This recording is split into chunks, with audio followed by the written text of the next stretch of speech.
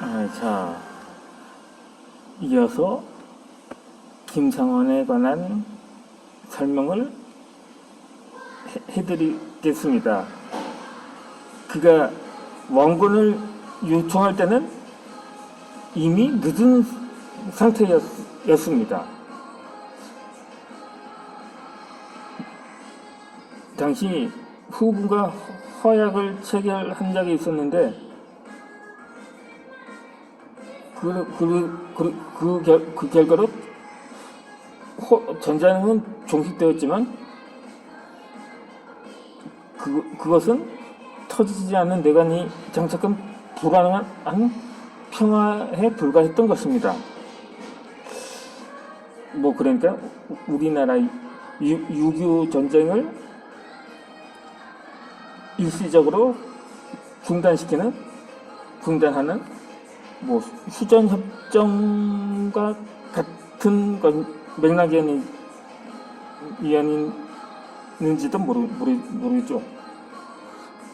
그렇게 후금은 전쟁 도발의 제1 목표였던 원문론 제거에 실패했기 때문에 그의 기회가 포착되면 언제든 다시 전쟁을 일으킬 가능성이 컸던 거죠. 이 조선으로서 대명 4대 관계와 대후금 교란 관계가 공존하는 불안정한 국제관계 속에서 미래 전쟁에 대비해야 했던 것입니다. 그해 12월에는 동지 충수 관사를 맡은 김상원의 주장대로 이 흉적의 위세를 지나치게 두려워할 필요도 없지만 조선의 안위를 명나라의 선의에만 기댈 수도 없었던 거죠.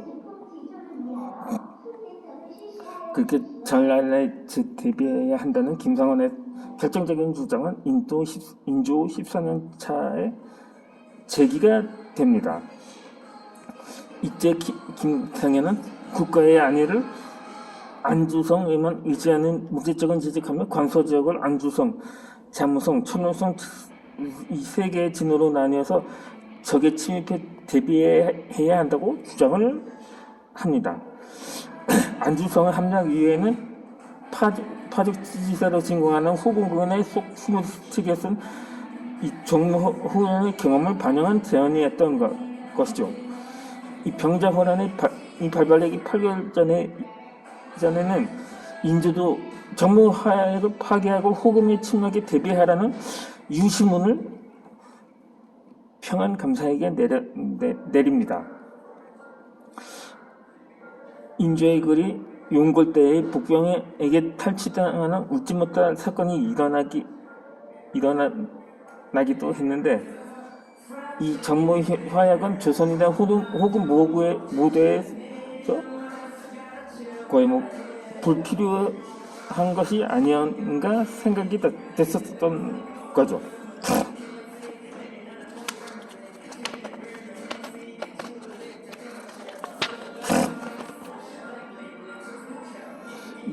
그렇게 전쟁은 사실상 기정사실화가 되어가고 있었던 것입니다.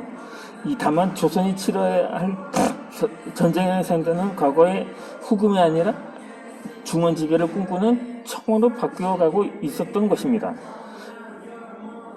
1636년 4월 11일에 홍타이지가 국호를 청으로 바꾸고 흥덕제가 그러니까 청나라 초대 황제가 된 거죠. 이로써 전쟁은 같은 해 11월에 숭덕제가 황구에서 제사를 지내고 있던 조선 정벌을 선언하면서 시작이 되었던 것입니다. 전쟁 선언의 여러 이유 중에는 조선이 정무화할 때 약속한 형제의 예를 지키지 않았다는 점도 지적되었습니다. 철기로 무장한 청군은 그해 연말에 압록강을 건너서 파죽시 지사로 남하를 하게 되고 전세를 오판하고 우왕좌왕하던 인조는 결국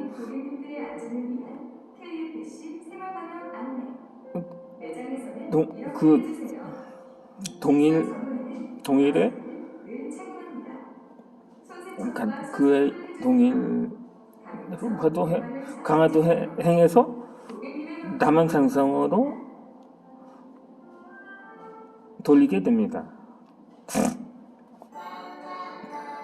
그런데 결국 그 산성은 이미 청나라군에 고립되어 버렸고 강화와 결전을 중었던 지루한 말의 전쟁이 이어지게 됩니다. 바로 그러니까 같은 달에 협상을 위해서 적진회장은 최명실이 왕세와 자신의 인지를 보내라는 직진의 요구를 전하다 조조를 조종하던 가짜 왕자라도 보다 강화를 추진해야 한다는 규정이 되었습니다. 다음날 제종은 정중부대 운동원으로 친 아우로 속에 인지로 보냈지만 곧바로 거짓임이 발각됩니다. 이로 인해 수정에 난항을 화지사 17일부터 조정은 청해들에 인지를 보내는 문제를 논의하기 시작을 합니다. 그러다 세자를 인지를 보내는 것은 정상 전체에 안위가 걸린 문제였습니다.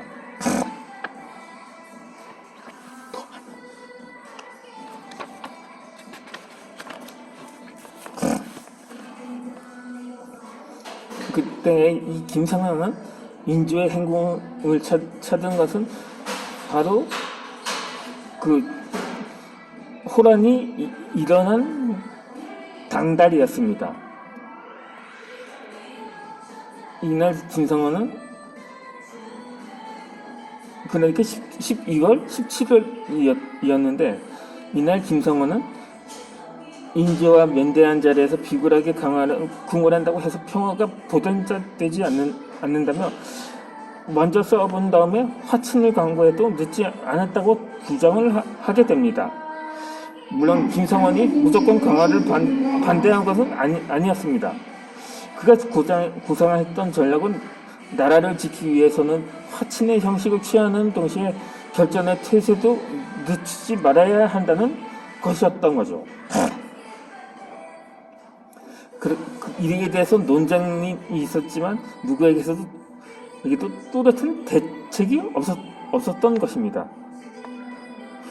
논란 속에 해를 넘겨서 정춘년 새해 청황제가 30만 대군을 이끌고 탄천에 진을 쳤다는 보고가 산성의 도정에 당도를 합니다.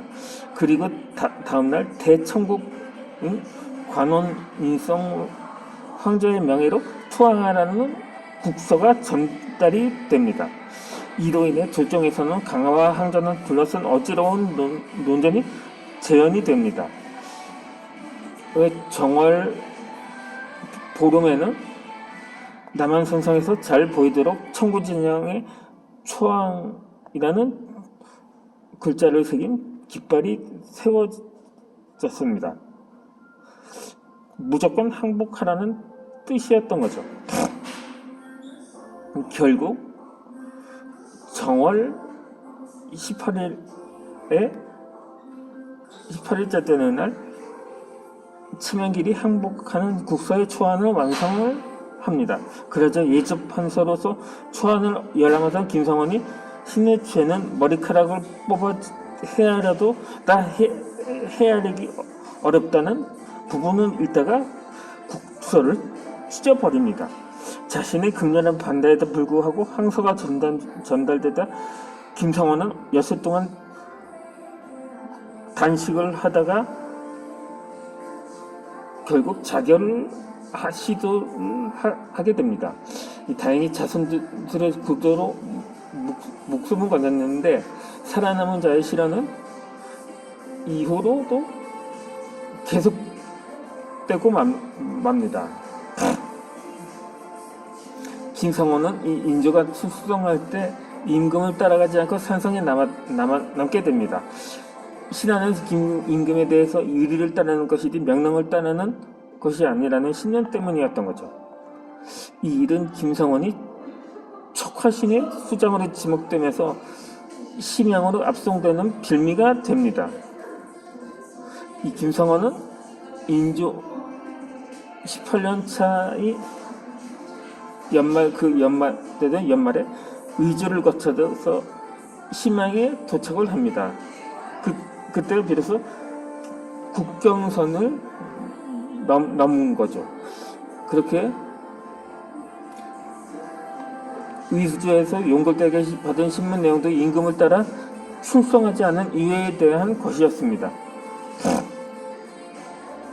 그또 가노라 삼갑산아 다시 보자 한강수야 고국산천을 떠나고자 하라마는 시절이 하수성하니 올동말동하여라.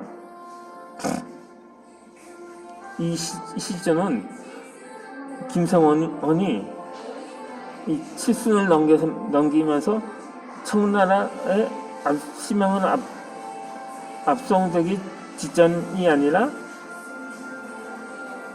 직전에 지었는데 그 당시 거의 고령인데다가 당시 시국이 시국인지라서 자칫하면 영원히 고국에 돌아올 수도 못할 수도 있다는 절박한 심정을 담았던 거죠.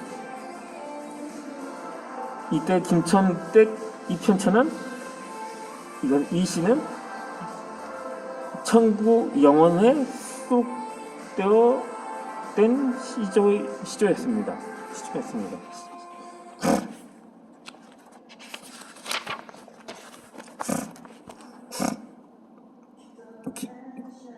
그 후에 김성원이 심양에 구금되면서 인조 20년 때에 최명길도 명나라와 내통했다는 혐의를 받고 심양으로 끌려가서 북한에 구금이 됩니다. 그러니까 이 주어파도 패전의 후폭풍은 비켜갈 수는 없었던 거죠. 그러나 북한은 오랜 세월을 대립했던 두 정적이 서로의 진심을 헤아리게 한 화해의 공간이 되기도 합니다. 이 김상훈과 최명길은 영어의 공간 북한에서 수없이 시를 주고받으며 해묵을 감정은 풀게 됩니다.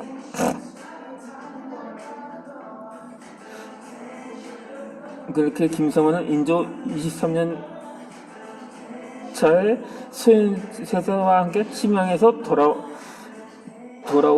돌아오게 됩니다. 무려 5년 만에 귀국이었던 거죠.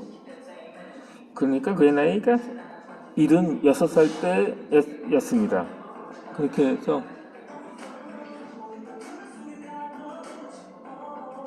그 후에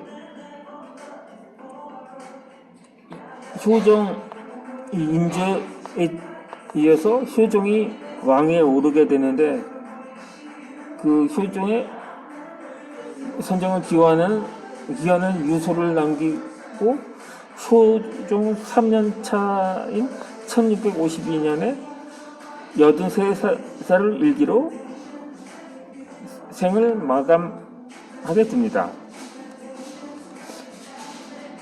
시간 관계상 이 유소 구절은 생략을 하겠고 이어서 또 다른 인물에 대해서 소개해 드리도록 하겠습니다.